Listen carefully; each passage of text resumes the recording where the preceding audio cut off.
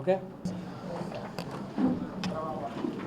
Party చెందినవాడు TDP party వ్యవసాయ అనుబంధ సంఘం ఇది. Thank you. గడ్డం శివప్రసాద్, వయసు 36 సంవత్సరాలు. ఇతను మెడికల్ రిప్రజెంటేటివ్గా చేస్తాడు. ముదిగుబ మండలం, శ్రీ సత్యసాయి జిల్లా, ఆంధ్రప్రదేశ్. ఇతను ఫేస్బుక్ ప్రొఫైల్లో శివ సుప్రీం శివ అనే హ్యాండిల్తో ఒక అసభ్యకరమైన పోస్ట్ పెట్టడం జరిగింది తెలుగులో. దానిలో ముఖ్యమంత్రి గారిని అలాగే కించపరుస్తూ ఉన్నటువంటి వ్యాఖ్యలు చేయడం జరిగింది. అలాగే దానిలో కొంచెం కుల విభేదాలు రెచ్చగొట్టే విధంగా కూడా కాంటెంట్ ఉన్నది. దాని మీద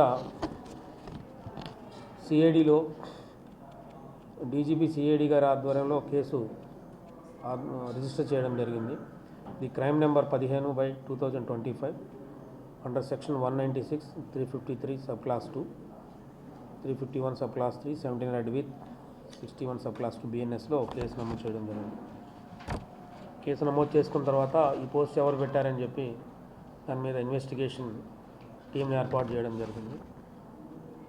ఆ టీంలో ఐఓ రాంబాబు ఇన్స్పెక్టర్ వాళ్ళ టీము అతన్ని గుర్తించి అతన్ని ధర్మవరంలో అదుపులో తీసుకొని ఈరోజు కోర్టు ముందు ప్రొడ్యూస్ చేస్తున్నాం. దీన్ని తెలియజేసేది ఏమంటే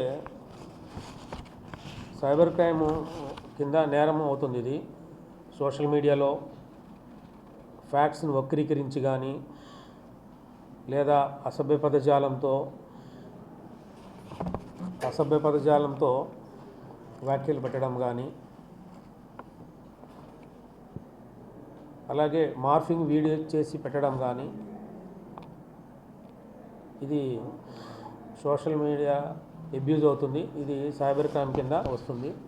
దీని ప్రకారం కన్సర్న్ బిఎన్ఎస్ భారతీయ న్యాయ సంహిత సెక్షన్లతో పాటు ఇండియన్ ఐటీ యాక్ట్ 2000 సెక్షన్లు కూడా దీనిలో పెట్టడం జరుగుతుంది. టెక్నాలజీ అనేది మనం మంచి కోసం వాడితే అభివృద్ధి ఉంటుంది. కానీ టెక్నాలజీ ద్వారా బాధ్యతారహితంగా ఉన్నప్పుడు మరి చట్టపరంగా శిక్షించాల్సి వస్తుంది. ఈ సందర్భంగా మీకు ఇంకొక కేసు కూడా చెప్పడం జరుగుతుంది. ఇతను ఒక్కడే లేదు.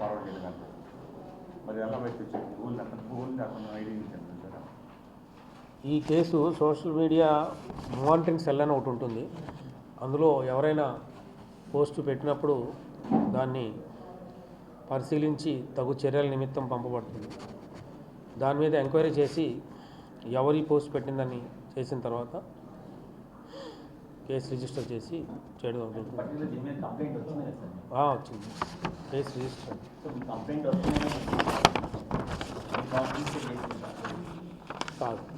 6వ తారీఖు కంప్లైంట్ చేయడం జరిగింది. గుంటూరు జిల్లా వికాస్ నగర్ కనపర్తి శ్రీనివాసరావు అని.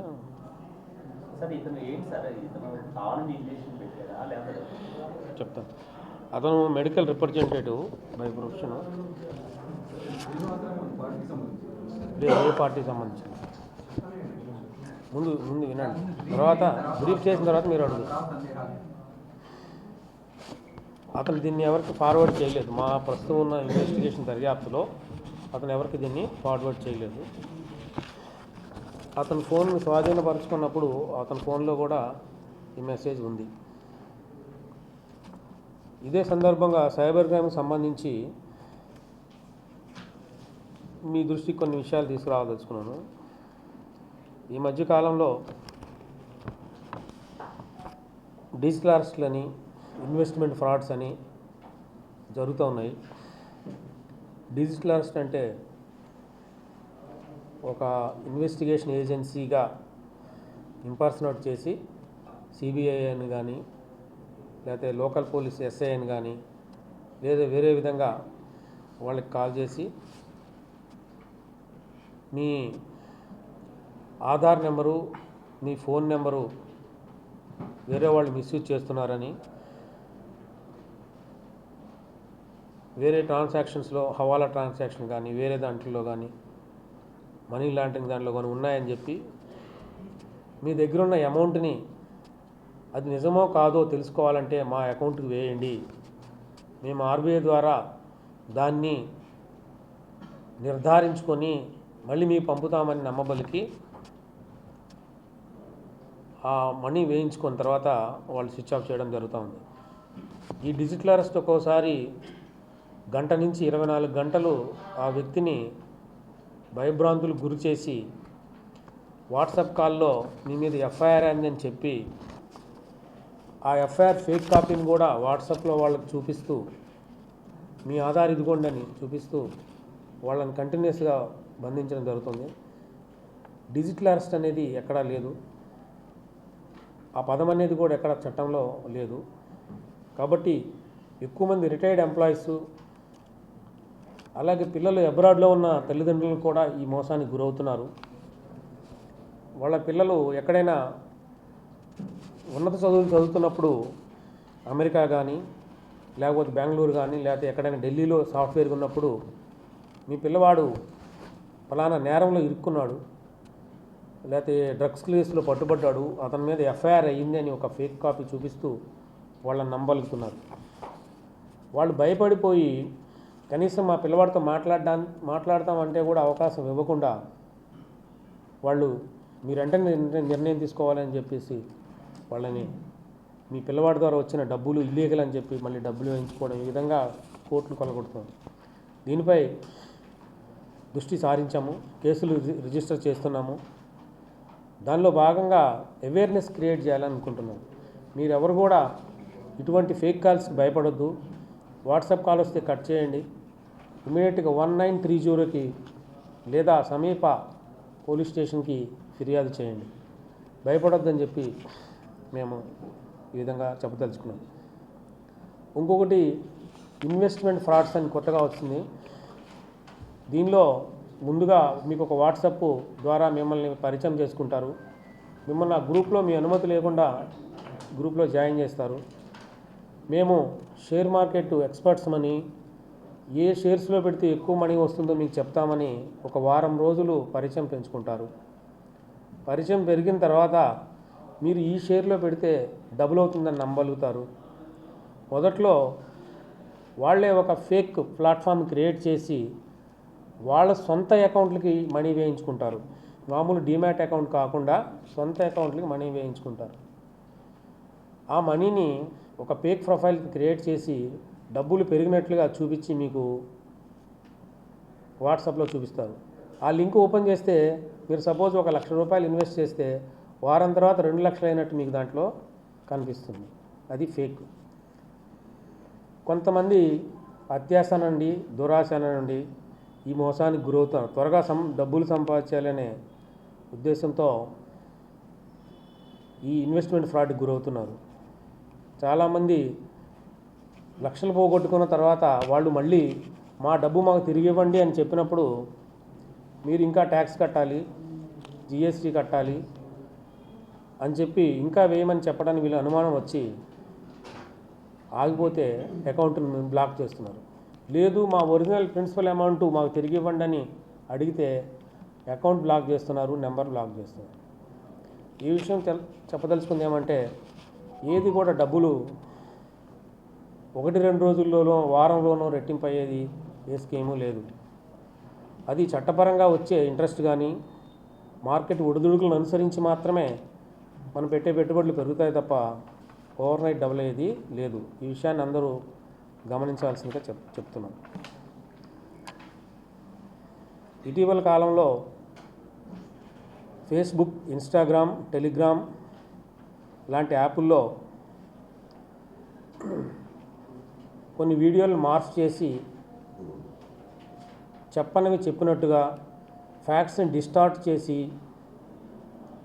ఫ్యాక్ట్స్ని మార్ఫింగ్ చేసి పెట్టడం జరుగుతూ ఉంది. ఇటువంటి కేసుల్లో గుంటూరు చెందిన తారక్ అలాగే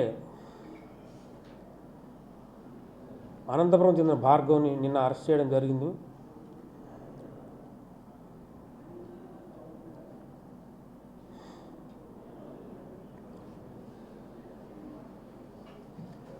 ఇంకొక కేసు డిజిటల్ అరెస్ట్లో భాగంగా సిఐడి రిజిస్ట్రేషన్ కేసులో నల్గొండ నుంచి ఒక వారం క్రితం ఇద్దరిని అరెస్ట్ చేయడం జరిగింది. వాళ్ళిద్దరిని కూడా రిమాండ్ పంపడం జరిగింది. ఈ కేసులో నిందితుడు ఫేస్బుక్, వాట్సాప్ ద్వారా ఒక కాల్ చేసి, వీడియో కాల్ చేసి, నేను ఒక పోలీస్ స్టేషన్ ఎస్ఐని, మీరు ఒక దొంగ బంగారం కొన్నారని చెప్పి ఒక వ్యక్తికి ఫోన్ చేసి అతన్ని బెదిరించి మీ మీద కేసు లేకుండా చేయాలంటే డబ్బులు వేయాల్సిందని బెదిరించడంతో అతను భయపడి 40,000 రూపాయలు వేయడం జరిగింది. తర్వాత వాళ్ళ డీటెయిల్స్ అన్నీ పట్టుకొని వాళ్ళిద్దరిని కూడా అరెస్ట్ చేయడం జరిగింది. వీళ్ళిద్దరి మీద అనేక ఎక్స్టార్షన్ కేసులు, డిజిటల్ అరెస్ట్ కేసులు ఉన్నాయి.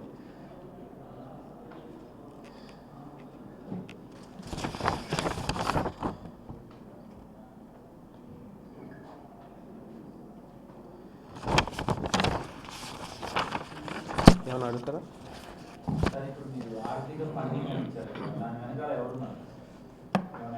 దాన్ని ఐడెంటిఫై చేయడానికి ఇన్వెస్టిగేషన్ జరుగుతూ ఉంది. ఇంకా మాకు ప్రాథమిక సమాచారం ప్రకారం అతనికి కొంత డబ్బు వస్తున్నట్టు తెలిసింది. ఎవరు ఎక్కడనేది ఇన్వెస్టిగేషన్లో తెలుస్తుంది.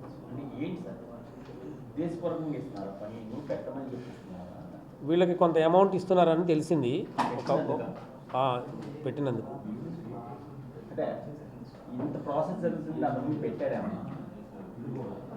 ఏమంటారు? మాకు వచ్చిన కేసుల్లో మాకు దొరికిన ఆధారాల్లో ఫస్ట్ టైం మాకు ఇట్లా దొరికింది.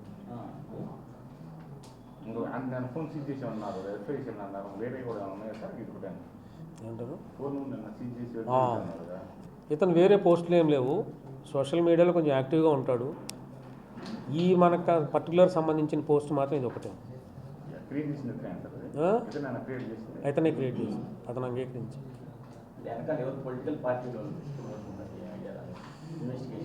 వీళ్ళకి ఫండింగ్ అయితే వస్తుంది. ఎవరున్నారనేది దాని మీద మేము ఇన్వెస్టిగేట్ చేస్తాం. అకౌంట్లో అమౌంట్ ఉంది, వీళ్ళని బెదిరించాలని డేటా ఎవరు ఇస్తున్నారు వాళ్ళకి? అంటే అందరికీ కాల్స్ రావు, కోట్ల మంది జనాలు కోట్ల మందికి రావు, కానీ పర్టికులర్గా వీళ్ళు బెదిరిస్తే వస్తుంది, వీళ్ళని మాట్లాడతారు. ఈ డేటా అకౌంట్స్ అన్నీ ఎవరు ఇస్తున్నారు అని చెప్తే. మీకు మంచి ప్రశ్న. వీళ్ళు ఎక్కడి నుంచో డేటాను తీసుకుంటున్నారు. అవి ఎక్కడి నుంచి అనేది మనము కొంత ప్రాథమిక సమాచారం ప్రకారము కొన్ని ఫోన్ నెంబర్లు వీళ్ళకి కొన్ని డార్క్ నెట్ కానీ అట్లాంటి వెబ్సైట్స్ ఉంటాయి కొన్ని, బల్క్గా కొన్ని నెంబర్లు వాళ్ళకి వస్తున్నట్టు తెలుస్తుంది. ఈ డేటా ఎక్కడి నుంచి వస్తుందనేది మనము పరిశీలిస్తున్నాం, వాళ్ళకి ఎక్కడి నుంచి వస్తుందనేది. ఆ డేటా ఇప్పుడు డిజిటల్ మీడియా వచ్చిన తర్వాత ఒక డేటా తీసుకుంటే ఆ డేటా ఫోన్ నెంబర్ కానీ, ఆధార్ కానీ, పాన్ కానీ ఎక్కడైనా సంపాదిస్తే, వీళ్ళు ఎక్కడి నుంచైనా సంపాదిస్తే దాని అనుసంధానమైన అకౌంట్లు వీళ్ళు తెలుసుకోగలుగుతున్నారు.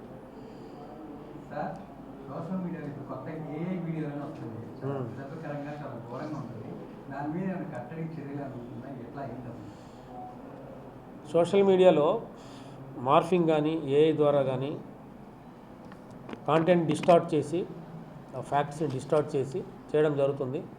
దాని ప్రకారం ఐటీ యాక్షన్లో సెక్షన్స్ ఉన్నాయి ఆల్రెడీ. ఇంపర్సనేట్ చేయడము, ఒక వ్యక్తి ద్వారా మాట్లాడినట్టు చేయడము, ఒక వ్యక్తి ఫేస్ ఇంకొక ఫేస్ లాగా పెట్టడం, దాని మీద ఉన్నాయి. దాన్ని ఇంకా కొంచెం విస్తృతపరిచి ఇంకో కొంచెం కఠినమైన సెక్షన్లో తీసుకొస్తే ఇంకా బాగుంటుంది. దొంగ అకౌంట్లు తీసుకొని అందులో వేయించుకుంటున్నారు అని అంటున్నారు కదా, మరి బ్యాంక్ ఒక అకౌంట్ తీసుకునేటప్పుడు వాళ్ళ విషయాలను తీసుకునే కదా, అంత ఎక్కువ అమౌంట్ ఒక అకౌంట్లోకి వెళ్ళాలంటే అని బ్యాంక్ తెలుసుకుంటే కదా, ఎవరు పడితే వాళ్ళకి అకౌంట్ ఓపెన్కి ఇవ్వరు కదా. మీరు చెప్పిన మంచి ప్రశ్న. ఇప్పుడు ఒక అకౌంట్ ఓపెన్ చేయాలంటే కేవైసీ ఇవ్వాలి. కేవైసీ అంటే మనము ఫోన్ నెంబరు, ఆధారు, పాన్ ఇస్తే కేవైసీ అంటే నో యువర్ కస్టమర్ అని. KYC means know your customer. ఇచ్చిన తర్వాత వీళ్ళు మ్యూల్ అకౌంట్స్ అని తీసుకుంటున్నారు. మ్యూల్ అకౌంట్ అంటే ఈ కేసుకు సంబంధం లేని వ్యక్తుల దగ్గరికి వెళ్ళి వాళ్ళ ఆధార్ను, వాళ్ళ ఫోన్ నెంబర్ను సేకరించి వీళ్ళే అకౌంట్ ఓపెన్ చేసి ఆ అకౌంట్లు వీళ్ళ దగ్గర పెట్టుకుంటున్నారు. నిజంగా చెప్పాలంటే కొంతమంది బాధితులకు ఈ మనీ పడిన విషయమే తెలియదు. ఒకసారి ఒక పెద్ద అమౌంట్లో పడింది అనుకోండి, ఒక 10 లక్షలు, దాన్ని లేయర్లుగా వీళ్ళు పంపిస్తుంటారు. వీళ్ళ దగ్గర ఒక మ్యూల్ అకౌంట్స్ ఒక 20-30 ఉన్నాయనుకోండి. మ్యూల్ అంటే ఫేక్ అకౌంట్స్. ఫస్ట్ అకౌంట్లో పడిన తర్వాత దాన్ని అక్కడే ఎక్కువసేపు ఉంచకుండా లేయర్ 1కి లేయర్ 2కి అట్లా డిస్ట్రిబ్యూట్ చేస్తారు. లేయర్ 2కి 10 లక్షల నుంచి 5 లక్షలు ఒకదానికి, 5 లక్షలు ఒకదానికి, 3 లక్షలు ఒకదానికి పంపించేస్తారు. దాని అమౌంట్ని మళ్ళీ 5 లక్షల నుంచి 1,50,000, 20,000 అట్లా మళ్ళీ కింద చైన్ లాగా వెళ్ళిపోతుంది వాడిని. అట్లా పంపిస్తుంటారు. ఫైనల్గా ఆ అకౌంట్ అన్నిటిని మళ్ళీ క్రిప్టో ద్వారా మార్చుకొని, క్రిప్టో కరెన్సీ అని ఒకటి ఉంది, క్రిప్టో కరెన్సీ ద్వారా మార్చుకొని క్రిప్టో వ్యాలెట్స్లో కొనుక్కుంటారు. ఇదన్నీ ఆన్లైన్లో డిజిటల్ ట్రాన్సాక్షన్ ద్వారా జరుగుతుంది.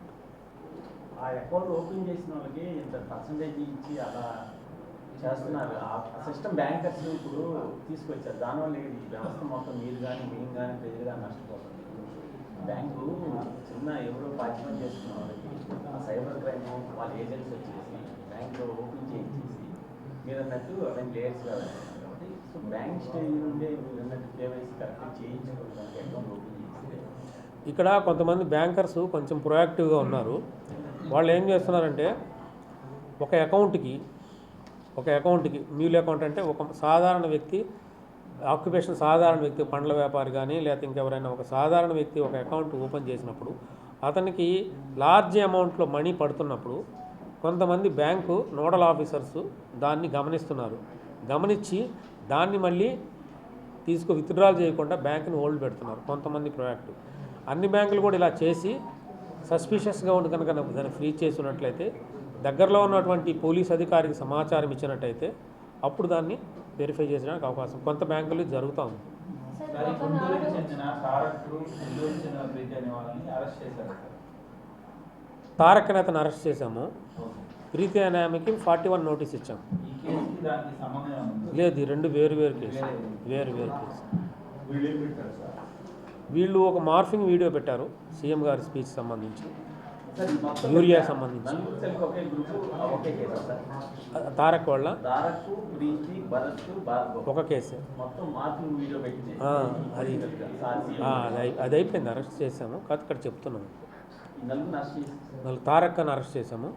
భార్గవ్ని అరెస్ట్ చేసి కోర్టులో ప్రవేశపెడితే జడ్జి గారు బెయిల్ ఇచ్చింది. రెండు కేసుల్లో ఎక్కడైనా ఇంకా అవేర్నెస్ ప్రోగ్రామ్ కండక్ట్ చేసినా అది స్పీడ్ కలుగుతారు. దానికి అరెస్ట్లో వాళ్ళు చేసిన నేరం ఏంటి, ఎలా అరెస్ట్ అయ్యారనేది మీరు ఫోకస్ చేస్తే పబ్లిక్ ఎక్కువ వెళ్ళింది. ఈ అరెస్ట్లో దాచిపెడుతున్నాను మీరు. నేను మనం చేసినవి కూడా కాంగ్రెస్లో కోర్టు పెట్టే తీసుకెళ్లారు. పబ్లిక్ తెలియదు. మీరు కాలేజీలోనో ఎక్కడ ఇన్స్టిట్యూషన్తో పోయి మీరు సైబర్ క్రైమ్ మీద ఎంత అవేర్నెస్ చేసిన పబ్లిక్గా అంత వెళ్ళదు. ఇటువంటిప్పుడు డివిజన్ బ్యాంక్ కావాలంటే పబ్లిక్ వెళ్ళాలంటే ఇట్లా అరెస్ట్ అప్పుడు మీరు పబ్లిక్గా చెప్పాలి. అన్ని అరెస్టులు సీక్రెట్గా ఉంచుతున్నారు. సిఈడి అరెస్టులే టోటల్ సీక్రెట్. మీరు చెప్పినట్టు పబ్లిక్ అవేర్నెస్ అనేది ప్రెస్ మీట్ ద్వారానే వస్తుంది. ప్రెస్ మీట్లో పెట్టడం మూలాన ఇప్పుడిప్పుడే అవేర్నెస్ వస్తుంది సైబర్ క్రైమ్కి. సైబర్ క్రైమ్లో సోషల్ మీడియా అబ్యూజ్ ఒకటే కాదు, అది ఇప్పుడు చాలా ఎక్కువ ఉంది, సీరియస్ ఇష్యూ. డిజిటల్ అరెస్టులు, investment frauds, KYC frauds, loan frauds, loan ఇస్తామని చెప్పి కట్టకపోతే అసభ్యమైన ఫోటోలు పెట్టడము, వాళ్ళని బెదిరించడము. అలాగే చైల్డ్ అబ్యూస్ ఉంది. వీటన్నిటి మీద కూడా ఇంకా అవేర్నెస్ క్రియేట్ చేస్తున్నాము.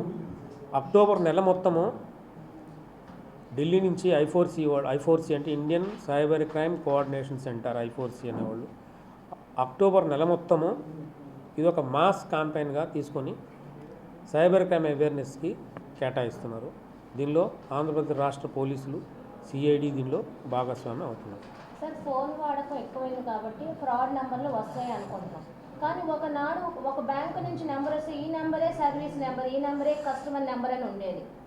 అలా వస్తే ప్రతి కస్టమర్ లిఫ్ట్ చేయడం కానీ ఏదైనా ఉండేది. మరి ఇప్పుడు ఫోన్లు ఎక్కువడం వల్ల మరి ఇలా కూడా జరుగుతుంది కదా. మరి ఒక బ్యాంకు అందరికీ మీరు ఆర్బీఐ ద్వారా కానీ దేని మీద ఇది ఒకటి మెన్షన్ చేయొచ్చు కదా. ఎంత గోల కంటే ఈ నెంబర్ అని చైతన్యం పరిచే విధంగా. మీరు అన్నది నిజమే. ఈ నెంబర్లు చూసుకుంటే డిపార్ట్మెంట్ ఆఫ్ టెలికమ్యూనికేషన్స్, డిఓటి అంటారు. ఫోన్ నెంబర్లు సిమ్ కార్డులు అలౌట్ చేసేది డిపార్ట్మెంట్ ఆఫ్ టెలికమ్యూనికేషన్స్. ఈ నెంబర్లు ఒక మనిషికి గరిష్టంగా 9 ఇవ్వచ్చు అని ఇప్పుడు రూల్ ఉంది 9. ఒక వ్యక్తికి 9 సిమ్ కార్డులు ఇవ్వచ్చు. ఇప్పుడు అతను ఏ సిమ్లో దేన్ని వాడుతున్నాడు అనేది తెలియాలంటే ఆ నేరం చేయకముందు ఆ సిమ్ నార్మల్ సిమ్మే, నేరం చేసిన తర్వాతే అది నేరం చేయడానికి ఉపయోగపడి తెలుస్తుంది. అటువంటి సిమ్ని ఇప్పుడు డిజిటల్ ఇంటెలిజెన్స్ ద్వారా DSP cyber crime Ravikiran so దగ్గరికి